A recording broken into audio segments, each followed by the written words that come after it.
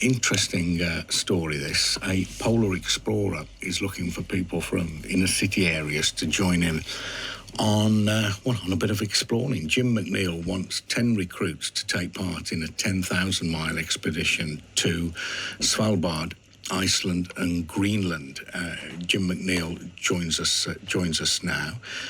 Jim, so where do we start? What is the expedition about in the first place? What's its aim?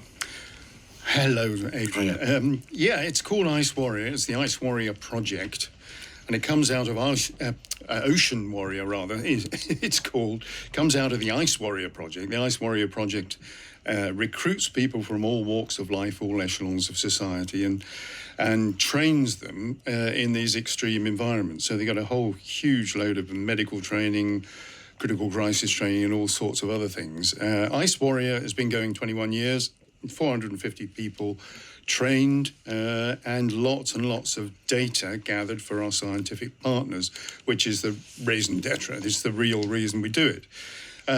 It's an emulation, if you like, of the golden era of exploration, where there were no experts and they just called for volunteers, shoved them on a boat, and then went exploring. In those days, they were mapping new maps or creating new maps out of what they came across, and these days we're tracking climate change, and so it's pretty crucial stuff. But the Ocean Warrior is the latest strand.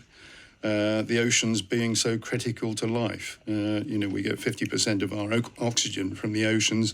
We've only explored 5% of the oceans, would you believe? Which was staggering when I found that out.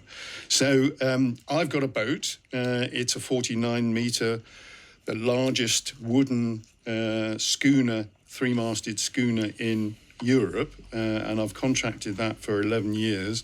And the idea is to fill it full of ordinary people from all walks of life and gather data on the oceans for our oceanographic scientific partners. And so this boat will go from Svalbard, which is one of our polar training bases, just 800 miles from the North Pole, all the way down the Norwegian coast, all the way down the east coast of the UK, round to Plymouth, pick up a load of scientific gear there, go up to the Faroes, through the Scottish Islands, and then Reykjavik in Iceland, across to Greenland, up the west coast of Greenland, across to Baffin Island in Canada, and into the Northwest Passage, where our second polar base is, in Resolute Bay, which is entirely Inuit. So you're going from one sort of sophisticated town with 2,000 people to an Inuit town with 200 people. And how are you going to go about recruiting people? You have to people from the inner cities, I think it says on the press release. You said people from all walks of life. I mean, how do you whittle it down? It's really for anyone who wants the opportunity to do something extraordinary and purposeful and worthwhile. So, they can be rural people. The free places are those that, would never get the opportunity. I started life in this sort of domain because someone gave me the opportunity to learn about the mountains when I was 16 years old, and so that's how I got into this. It's kind of like me paying back, if you like. And so, just take us back to how you started on it then. I mean, you were from a council estate in Barnet. I mean, it's a long way to the North Pole from there. What sparked the interest in you? Well, I couldn't apply myself academically to, so they sent me on this Outward Bound course.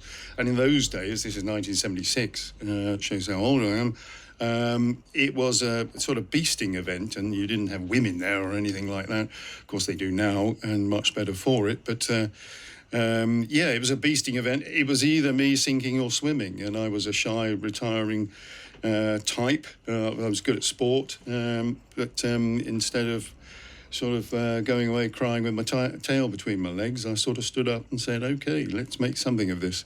And I just happened to love it. So that's how it started. I sat on a bench at 16 years old looking down Barnet Hill, and I thought to myself, why are we here? Why do we exist? And as a little teenager, and spotty teenager with angst, and then it occurred to me like a brick in the face that I would never be able to answer that question. So my whole motivation is to make life as worthwhile as I possibly can. It's rather self-centred, but this is the manifestation of that, if you like, Adrian. So you've got some self-funded explorers paying between £8,000 and £18,000 to join in. Then you've got these 10 would-be explorers from less privileged areas. I mean, how are you going to find them? You're going to go around and talk in schools, and maybe nobody will put their hands up and say, like, I fancy this, but you expect they will? Yes, I do. Yeah, I had a little snippet on London News last night, and we got 2,000 people inquiring. So I think I've hit a little vein. But if I had my way, Adrian, every single one of the 144 places would be free. And what I'm trying to do really is engage the whole community. So businesses, philanthropists, everyone who can, donate towards that cause and get free places, really, because that's where my heart is.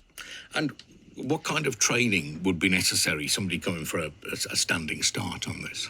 Well, it's all done on the boat, in fact, and they are trained to what they call STCW, which is a professional training level, which is a crew member, and they get a certificate for it. So they're trained in safety, they're trained in first aid, they're trained in firefighting, they're trained in navigation, they're trained in every aspect that makes them a qualified, competent member of the crew. And the wooden boat, it's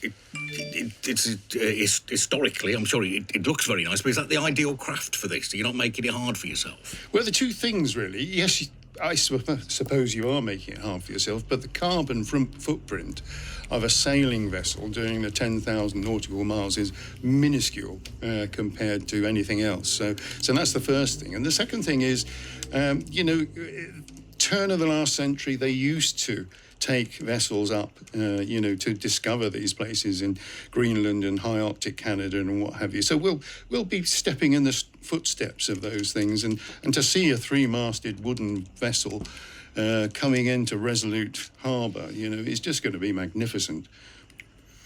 And what are you hoping to find there that you don't know already? I mean, that sounds cynical, but I've done plenty of these stories of expeditions to the polar ice cap, and it's always more flipping bad news.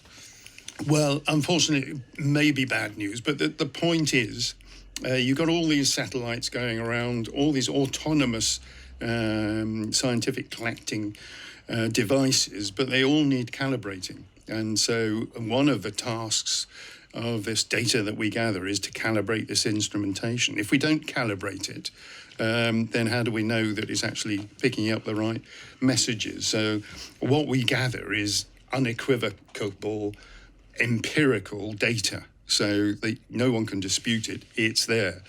And one of the problems with science as well is that it takes so long to write these things up and conclude your research results. So what we will be doing is telling the story anecdotally, with the help of our scientists, just in case we get off the road with things.